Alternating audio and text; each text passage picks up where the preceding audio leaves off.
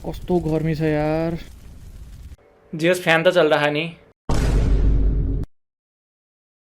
पनौती मुला त जे भन्छस् ठ्याक्क त्यसको उल्टो हुन्छ।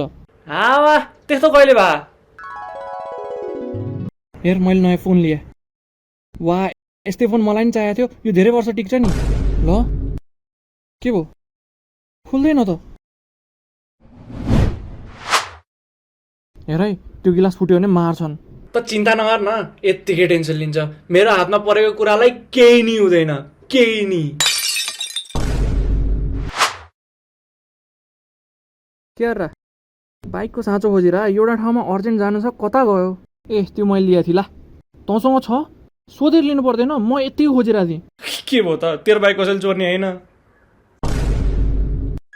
त जे बोल्छस् त्यसको उल्टो हुन्छ। त्यस्तो हुने भए म आफ्नो जिब्रो काटिदिन्छु।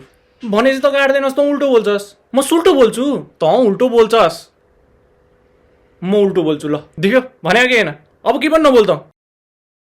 पानी पर्दै नपरोस्, चुप, चुप, हावा चुप, हुरी चुप। चल्दै नचलोस्, चट्याङ सट्याङ पर्दै नपरोस्।